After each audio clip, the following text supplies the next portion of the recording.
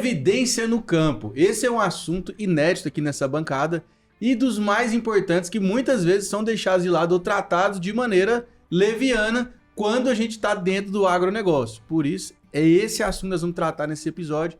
Fica com a gente aqui porque eu tenho certeza que você vai gostar. E com certeza, né, a gente traz convidados que dominam o assunto e pode falar para a gente com propriedade. O nosso convidado de hoje, ele é advogado da banca Celso Cândido de Souza Advogados, bacharel em Direito pela Unievangélica, especialista em Democracia Participativa, República e Movimentos Sociais e em Direito Previdenciário e Prática Previdenciária, mestrando em Educação Profissional e Tecnológica e professor universitário, palestrante pela Escola Superior de Advocacia AESA, da OABGO, e é advogado previdencialista, perito e calculista judicial e juiz do Tribunal de Ética e Disciplina da OAB de Goiás. Estamos falando aqui de Jefferson Maleski, ou melhor, Dr. Jefferson Maleski. Seja bem-vindo, Dr. Jefferson. É um prazer estar aqui com vocês. Obrigado aí pelo seu tempo. Ele que deslocou lá de Anápolis, veio aqui para poder conversar com a gente. Então, mais uma vez, nos sentimos honrados com a sua participação aqui, Jefferson. Mas vamos lá. Quem é o Jefferson, né? Como é que o Jefferson veio parar no mundo do direito, da parte previdencialista? Porque a gente sabe que dentro do direito existe um mar de possibilidades, né? Que o profissional pode seguir, né, Jefferson? E hoje está tão nichado, a gente usa essa palavra de nicho, né?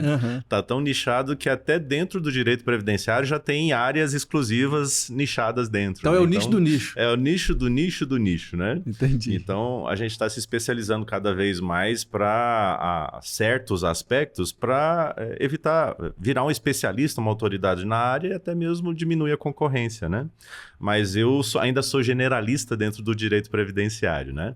A minha única matéria é Direito Previdenciário, porque eu comecei a dar aula em faculdade, justamente nessa matéria. Fiquei muito tempo dando aula em cursinho preparatório para os concursos do INSS. E depois fui me apaixonando, fui dando aula para advogados e falei assim, por que não virar um advogado também, né? Daí eu sou um professor que virou um advogado. Ah, é? E não um advogado que virou professor, né? O Entendi. caminho que a maior parte dos meus colegas fazem. E por isso eu acabo tendo uma certa facilidade, talvez, em explicar nas peças, explicar nas sustentações orais, explicar até mesmo para os clientes, que eu já tenho uma veia de explicador, né?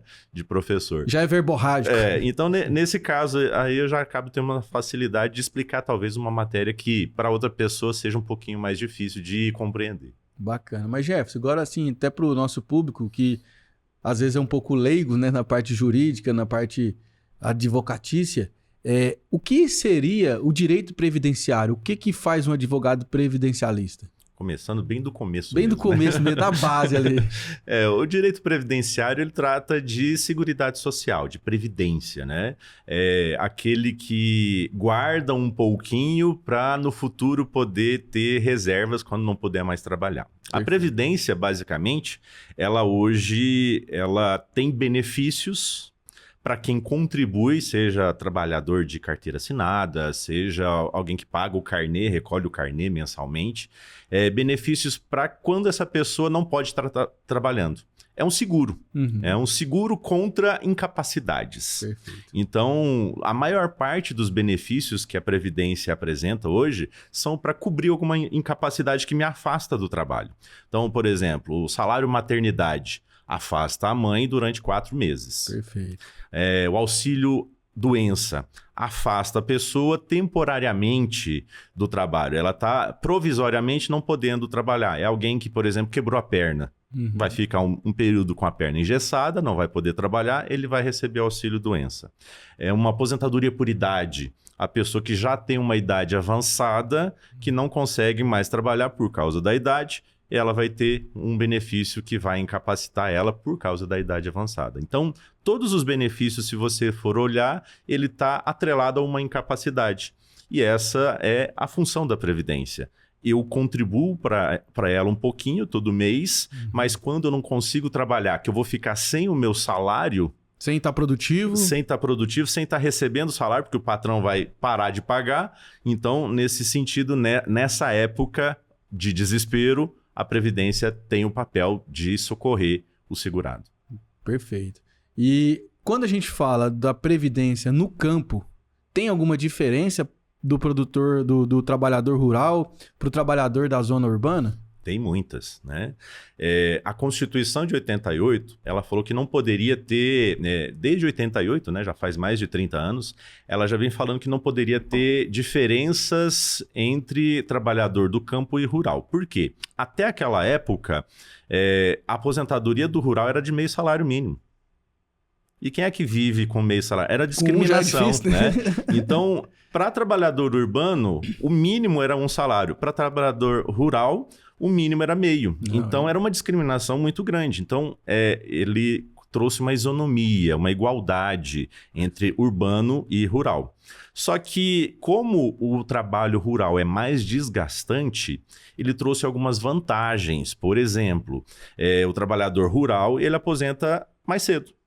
Então é uma vantagem. Por quê? Não é porque o trabalhador rural é mais forte, é porque ele se desgasta mais. A exposição ao sol. Você vê uma pessoa que trabalha de sol a sol, ela tem uma característica de ser mais velha do que uma pessoa que está na cidade. Com certeza. Então, isso já foi levando em conta, né? Quando eles criaram essas leis previdenciárias. O homem, por exemplo, na cidade, o trabalhador urbano, ele aposenta por idade com 65 anos. É a regra. O trabalhador rural, 5 anos a menos. Então, 60 anos, o homem do campo já consegue pedir aposentadoria. A mulher ainda tem uma vantagem, porque a última reforma que a gente teve, de 2019, ela aumentou para a trabalhadora urbana 2 anos. E para a trabalhadora rural, não aumentou nada. Então, para a mulher, tem uma diferença de 7 anos a menos. A mulher urbana, trabalhadora, se aposenta com 62 e a mulher do campo, trabalhadora rural, se aposenta com 55, 7 anos a menos. Essa é uma vantagem muito boa, mas a pessoa tem que comprovar que ela é trabalhadora rural. Mas aí essa comprovação ela vem na carteira de trabalho ou tem que ter algum tipo de dupla confirmação? Sempre é por meio de documentos. Só que eu vou ter categorias diferentes de segurados do campo. Assim como eu tenho na cidade, no campo também. Eu vou ter, por exemplo, o trabalhador empregado, que trabalha de carteira assinada lá na lavoura, lá no campo. O trabalhador empregado, ele só precisa da carteira de trabalho. Ela é a prova que ele precisa. Mas daí eu vou ter também o pequeno produtor rural, que ele tem uma pequena fazenda, ele contrata outras pessoas, ele vende, ele planta. É o pequeno e médio produtor. E essa pessoa, o que acontece? Ela vai ter que contribuir, ela não tem carteira assinada, ela é o chefe, é o patrão, né? Ela vai ter que contribuir também para a Previdência, o que geralmente alguns criam a chamada agroindústria, né? Uma empresa, eles criam um CNPJ. E daí no CNPJ, o CNPJ tem a contribuição dele e também tem o Prolabore, que é o salário do patrão, o salário do proprietário rural. Ele vai ter que contribuir esse Prolabore todo mês e daí ele vai conseguir se aposentar. Nesse caso, as provas documentais são os contra-cheques, são os comprovantes de pagamento.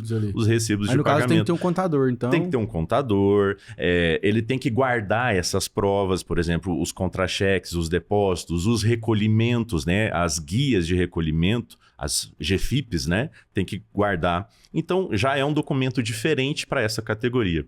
E a gente tem a grande maioria dos rurais, que são aqueles que não são nem empregados, nem patrões. São aqueles pequenos produtores. Esses não têm carteira, não têm contra-cheque. Aquele que tira um leitinho ali. É o que fala de economia de subsistência familiar. Ele trabalha ali junto com a família para conseguir algum alimento para a própria família e se sobrar alguma coisa ele vende. Ele consegue vender, trocar, fazer escambo. Então, esse pequeno produtor, ele tem que juntar só comprovantes de atividade rural. Ele é mais vantajoso que os outros dois. Então, o empregado tem que ter a carteira. E a empresa tem que recolher o INSS. O produtor patrão tem que recolher o Prolabore. Mas esse que não tem nem carteira, nem patrão, ele só precisa provar não recolhimento. Ele precisa provar o tempo de atividade rural, que é mínimo hoje para aposentadoria, que seria de 15 anos. Pelo menos 15 anos de atividade rural. Como é que ele faz essa prova? O próprio INSS traz uma lista. A gente tem lá uma instrução normativa 128, o artigo 116, dá para decorar esse artigo, porque é muito claro. Prático, né? Ele traz uma lista lá de exemplos de documentos. Por exemplo, contrato de comodato, né? Arrendamento, compra e venda de gado, recibo de compra e venda de gado, de produção agrícola, de peixe, né? Até o pescador artesanal entra aí. O que mais? Matrícula dos filhos na escola, que mostra que o endereço deles é na zona rural. Enfim, resumindo, todos os documentos que mostrem duas coisas. Ou o endereço da pessoa ou da família dela, que o documento pode estar no nome da família, que mostra o endereço dela na zona rural, ou qualquer documento que demonstre que a profissão dela ou da família é lavrador, é uma pessoa que trabalha na área rural. Tendo esses documentos, não precisa ter dos 15 anos, né? Mas tendo documentos que comprovem pelo menos um período condizente com o que você está querendo alegar que é a atividade rural, você já consegue aposentar, sem ter contribuído nada, né? Perfeito. Então, às vezes, aquele trabalhador que está escutando aqui, o que está assistindo nosso podcast, está preocupado porque ele nunca declarou, porque ele nunca recolheu.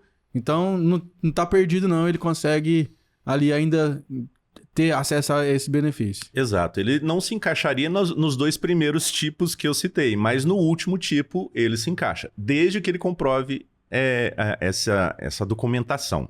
O INSS ele pede hoje pelo menos 2 documentos.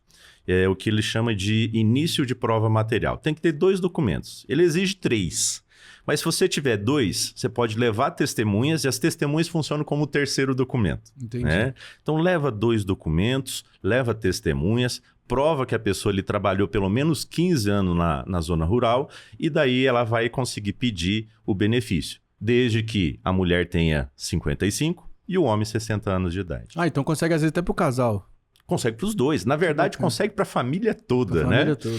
Muita gente fala assim, não, mas é injusto, né? A pessoa nunca contribuiu nada na vida, né?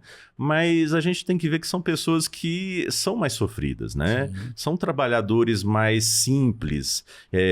Muitas vezes eles vivem daquela subsistência, planta milho, planta mandioca, né? Tem uma criação ali de galinha, de porco, faz queijo. Então, eles não têm como sair dessa vida. E eles estão ali nessa vida enquanto o corpo e a saúde permite também, porque vai chegar uma hora que a idade cobra, né? Exatamente. E hoje a gente está dizendo, as estatísticas estão dizendo que o brasileiro está vivendo mais tempo, então isso para efeito de longevidade é bom, mas para efeito de trabalho a gente vai estar trabalhando mais tempo.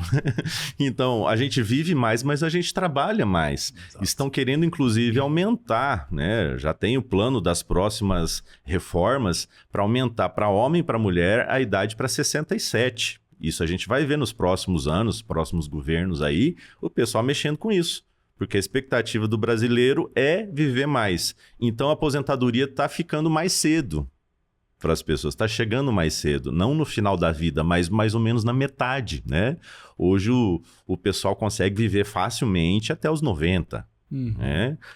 A alimentação tem muitas vitaminas, né? Muita gente fazendo exercício. A gente vê aí algumas tiradas na internet, o pessoal falando do terror do INSS. Aqui em Aparecida mesmo tem um senhorzinho que já está com 122 anos. Mesmo. Né?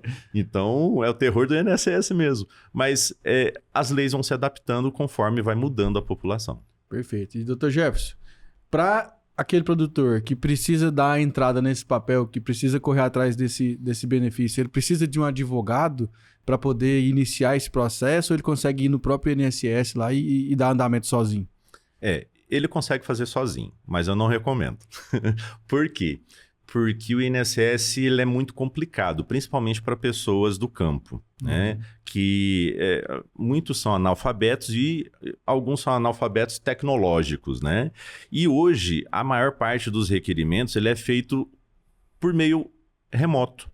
Ou eu ligo no 135, que é o telefone do INSS, ou eu acesso o aplicativo com meu login e senha do GovBR, ou eu entro no site meu.inss.gov.br. Qualquer pessoa consegue fazer.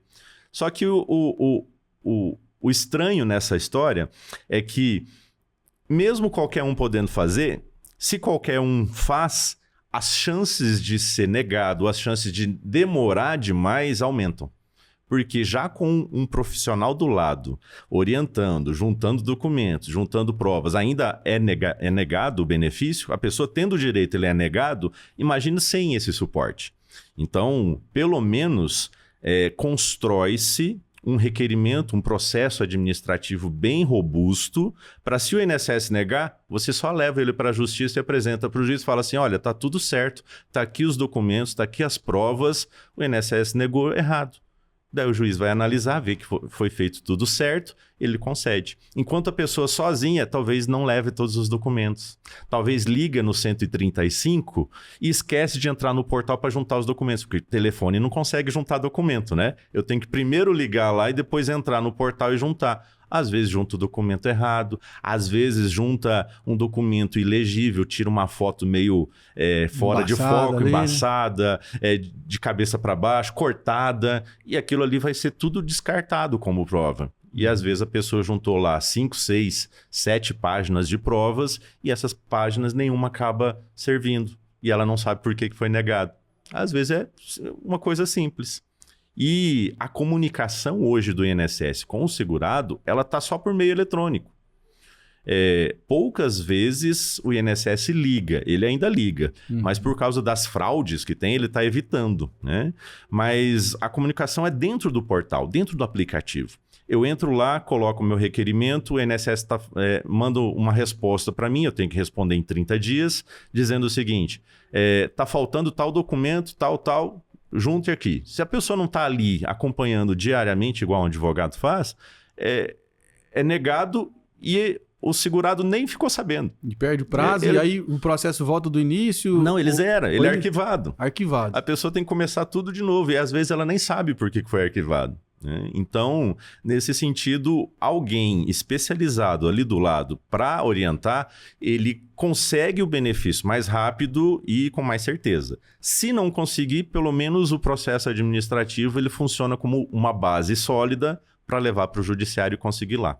Bacana. Ó, as meninas trouxeram aqui algumas estatísticas pra gente, ó. O número de pessoas trabalhando no agronegócio tem aumentado. Em 2023, somou 28,34 milhões. E segundo dados do CPEA, né, em parceria com o CNA, que é a Confederação da Agricultura e Pecuária do Brasil, trata-se de um recorde da série histórica iniciada em 2012. E a participação do setor no total de ocupações do Brasil do ano passado foi de 26%, ou seja, quase um terço da população trabalha, né, no agronegócio. E a população ocupada no agronegócio cresceu 1,2%, ou aproximadamente 341 mil pessoas de 22 para 23. E, Dr. Jefferson, assim, é até um assunto polêmico, né? E muita gente não tem muitas claras nessa questão. Por exemplo, a gente precisa passar por uma reforma previdenciária no Brasil? Você acha que o plano previdenciário que nós temos hoje do governo, ele vai atender ou vai chegar uma hora que vai dar um crash total? Qual que é a sua visão sobre esse assunto? Essa última reforma que a gente teve de 2019 já foi muito ruim, né? Foi muito prejudicial, porque ela se baseou somente em dados econômicos e acabou tirando muitos direitos sociais conquistados em décadas, né? Então, se você for olhar depois de 2019, quem se aposentou, a média está ficando mais ou menos de 80% a 90% das pessoas ganhando salário mínimo. Então, se pensar que você vai se aposentar ganhando teto, né, que hoje é 7.800 mais ou menos, né? Tá ficando mais distante.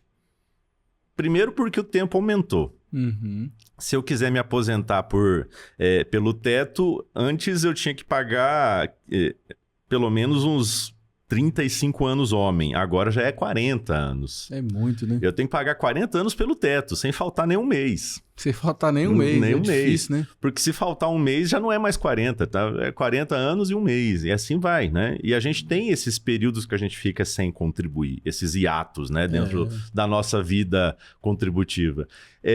Só que o que acontece? A conta hoje do INSS, a conta da Previdência, ela está cada vez ficando mais estreita. É como se fosse uma pirâmide, né?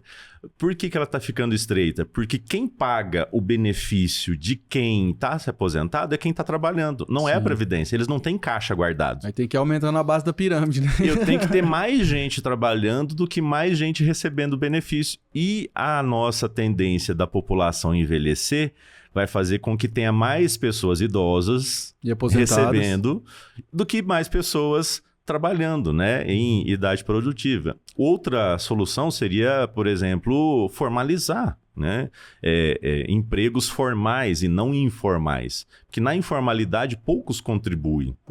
Né? Quase ninguém. Você vai aí num camelódromo, né? Pergunta lá quantas pessoas contribuem, são pouquíssimas, né? E deveria todos contribuírem. Para quê? Para quando chegar no momento da pessoa receber o benefício, ela vai ter essa segurança. Mas já tem vários estudos que falam que a Previdência hoje está deficitária, né? Entre o que entra e o que sai, entra bem menos do que o que sai, o que essa deficiência já começou já nos anos 80, 70, né? Mas o que acontece? A diferença que falta é o orçamento da União que banca. Uhum. E o orçamento da União, basicamente, são impostos. Então, ao invés de só os trabalhadores pagarem a conta, né? pagarem a conta da Previdência para outros trabalhadores, acaba uma parcela da população, inclusive os informais, pagando a conta dos trabalhadores. E eles não têm benefício nenhum, porque eles não estão segurados. Uhum. Então, eu pago os impostos para o governo federal e ele pega parte desses impostos e leva para a Previdência, onde eu não estou. Olha que matemática e vai aumentando maligna, o buraco, né? E cada vez mais. Então, se a base de trabalhadores diminui, vai aumentar a base do orçamento. E os cálculos do governo ele já vem fazendo da seguinte forma. Vai chegar um momento onde grande parte do orçamento, uma parcela enorme, vai ter que ser destinada para cobrir a Previdência. E daí ele deixa de aplicar em outras áreas. Então, o nosso sistema de previdência, que é o sistema de repartição, né, de solidariedade, ele é um sistema que, se não tiver muita gente trabalhando formalmente, ele tende a quebrar. É complicado. Tem outros países que estão testando, né? O Chile, por exemplo, está testando, não deu certo. É um sistema como se fosse um seguro particular. Eu vi. Né? Você vai depositando numa conta, Você vai depositando na conta e aquilo lá é só seu. Se você deposita 1 milhão, você vai se aposentar. É como se fosse uma previdência privada, né, que a gente tem hoje no Brasil. Mas lá funciona na pública desse jeito. Qual que é o problema lá? Eles tentaram radicalizar, mudar de um para o outro sistema de uma vez. E a corrupção lá também pegou danado, né?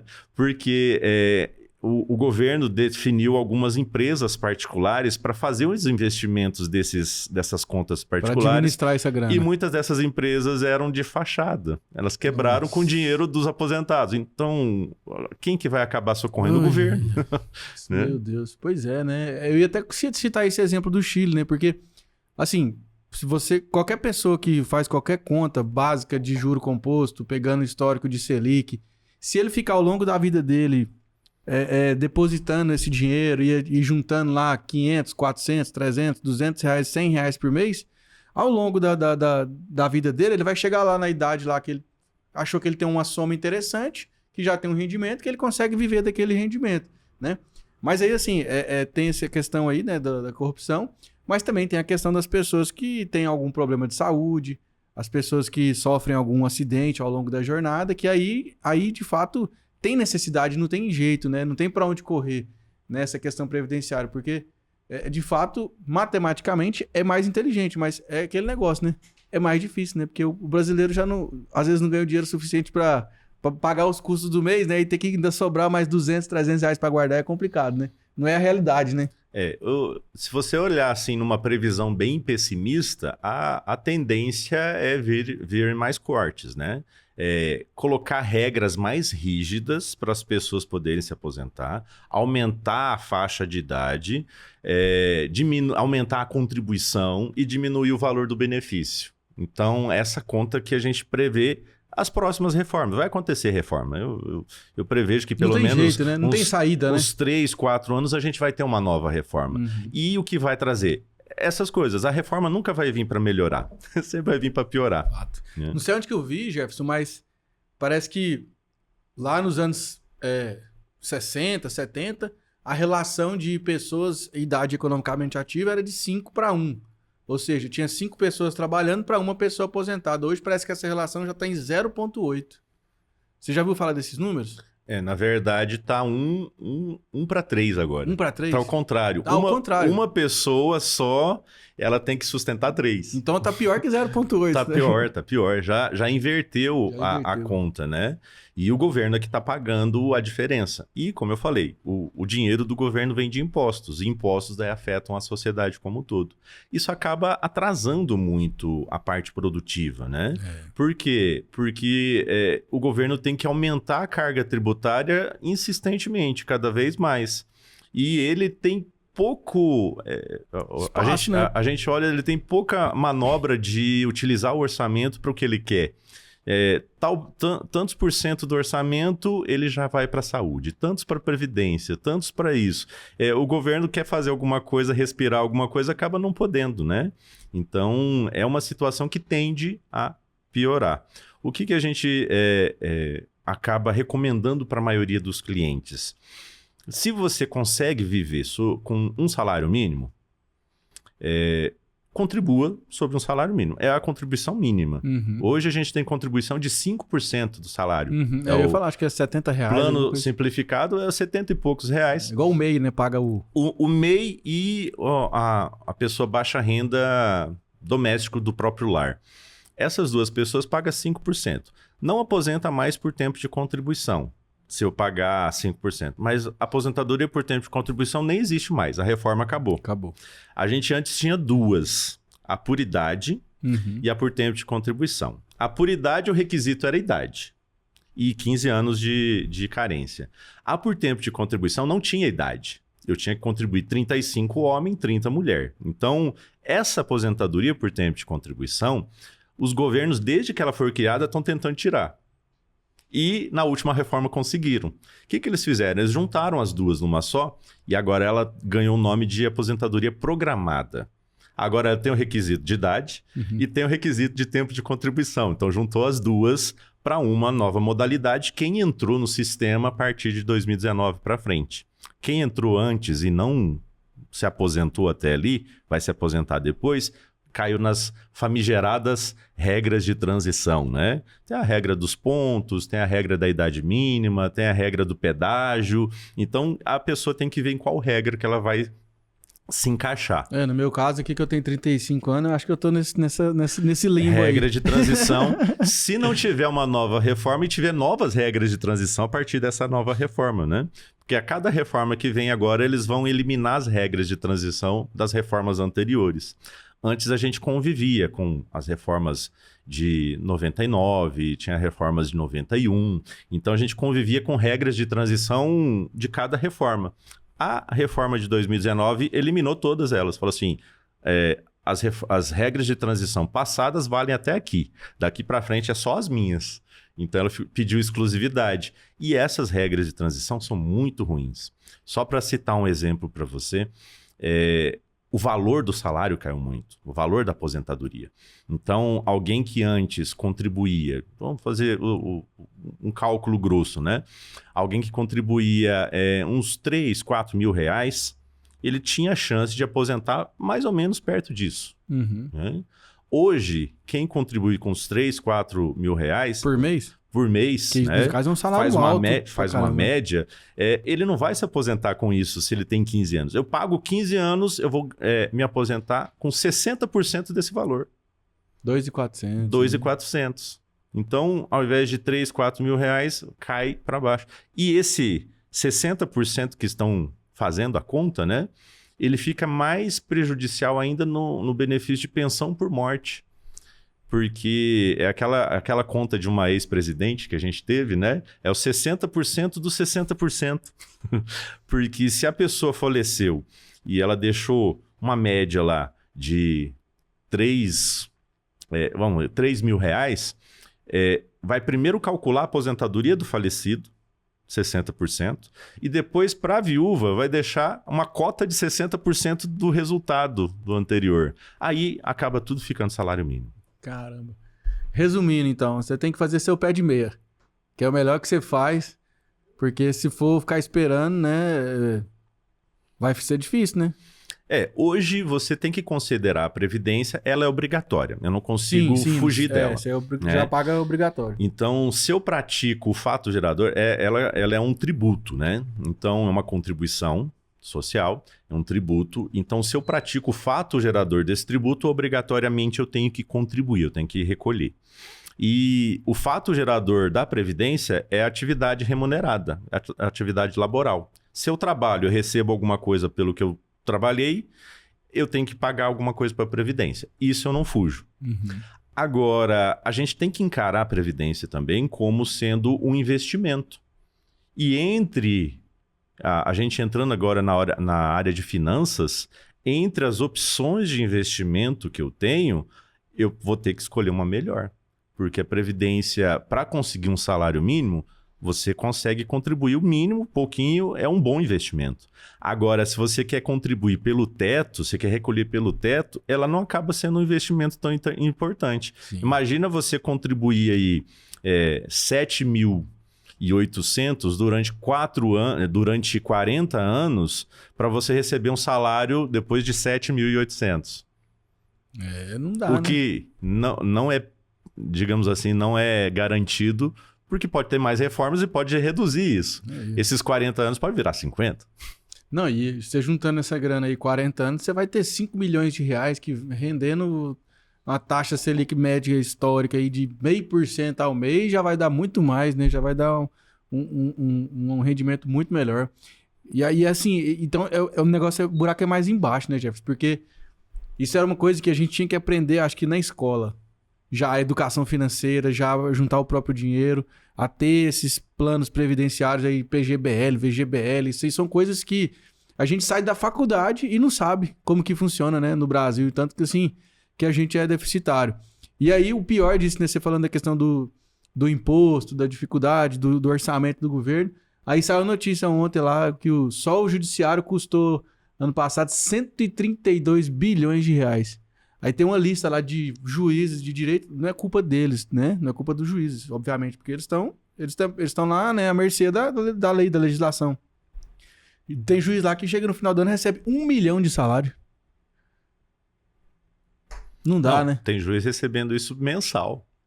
Pois é, mas como é que essa conta fecha, Sendo né? que o limite máximo, né? O limite máximo é o salário do STF, né? Do STF, que hoje está, acho que é 49 mil. Então, esse seria o limite máximo.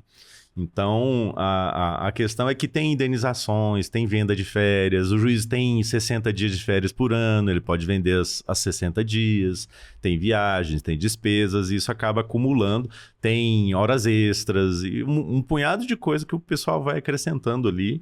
Os 49 ele está lá recebendo dentro da lei, mas aquilo que vem além, tem juiz que acumula cargos, né?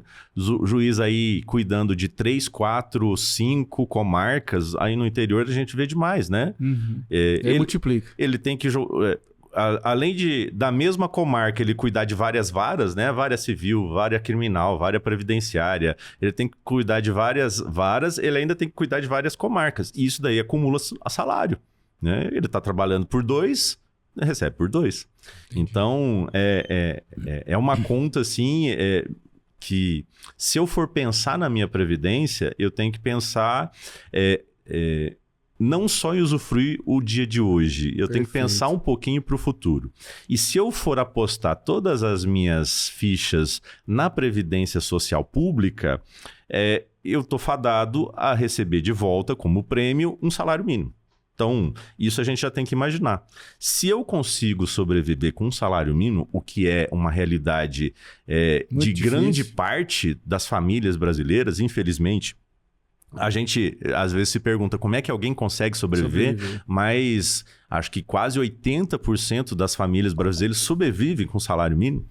Então, se você acha que precisa de algo mais do que isso, você tem que procurar um outro investimento que vai garantir o seu futuro. Um que o governo chegou a lançar recentemente, que não fez muito sucesso, não está sendo divulgado, é o Tesouro Direto Aposentadoria. Né? Então, o próprio governo está criando uma aposentadoria privada para quem quiser investir. Você pode colocar lá R$10, R$20, o que quiser por mês e saca lá no momento da sua aposentadoria. Ele já faz os cálculos de quanto você vai ganhar lá no final. Perfeito. Tesouro Direto. Jefferson, e aí pra gente fechar aí, pra gente encerrar, o que você recomenda para quem tá no campo hoje, quer saber em que pé que tá a sua situação previdenciária, quer entender aonde que tá, onde que pode chegar, o que precisa fazer, o que essa pessoa tem que buscar? A primeira dica que eu dou é que a pessoa não deixe tudo para a última hora. Esse é o grande mal que a gente tem. Completei 62 anos, não, completei 60 anos, sou homem, hoje eu vou correr atrás de saber da minha aposentadoria.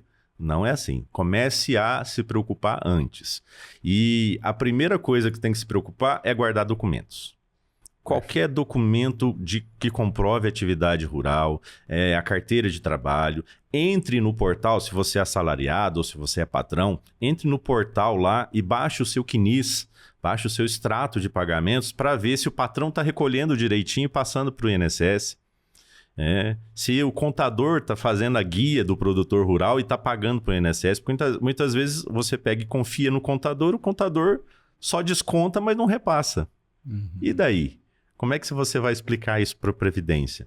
Então, esteja atento a todas essas documentações. Eu sempre falo para os meus clientes que chegam lá rurais, falo assim, mas não tenho nenhum documento, doutor. Vai atrás, começa aí. Começa olhando naquela caixa de sapato, aquela gaveta que todo mundo usa para guardar as fotos. Fotografia é um documento. Perfeito. Eu tô lá, tirei uma foto segurando a enxada lá, capinando. Tirando leite da vaquinha. Tirando leite. É um documento, é uma prova. Né? Certidão de nascimento do filho, que aparece a profissão dos pais, né? É outra prova, lavrador. Né? Então, vai guardando esses documentos. Mas a dica mais importante é faça um planejamento previdenciário. A gente faz planejamento de um punhado de coisa. Planejamento de viagem, planejamento de casamento, planejamento de festa.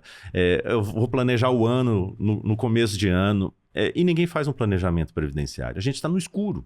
Eu não sei quando vou aposentar e com que valor eu vou aposentar hoje. A maior parte dos brasileiros está no escuro. E o trabalhador rural também. Eu falo assim, quando eu chegar lá com 60 anos, eu me aposento com salário mínimo. Será que ele vai conseguir? Né? Será que não tem alguma coisa ali que precisa ser corrigida, precisa ser melhorada até antes dele chegar nessa idade? E para fazer esse planejamento, a recomendação é procurar um advogado previdenciarista, que a gente tem essa especialidade de olhar os erros do passado, ver como é que se corrige e apontar o que a pessoa tem que fazer direitinho para conseguir a aposentadoria quando ela chegar na idade. É tão gratificante a gente ver, por exemplo, um cliente que chega lá, completa 60 anos de idade, entra com o pedido no INSS, meia hora depois está concedido. Caramba! O INSS concede, ele analisa os documentos, está tudo certinho, não tem nada errado, ele concede, meia hora depois. Fantástico. Por quê? Porque ele já se preveniu. Isso não é por acaso. Ele tinha documentos, ele tinha comprovantes robustos. O INSS não tinha como negar. Se negar, você leva para a justiça, ganha. Ainda ganha uma besteirinha ainda. Agora imagina aquele caso que aquela pessoa entra, faz o pedido, não tem um documento. Ela quer juntar testemunha.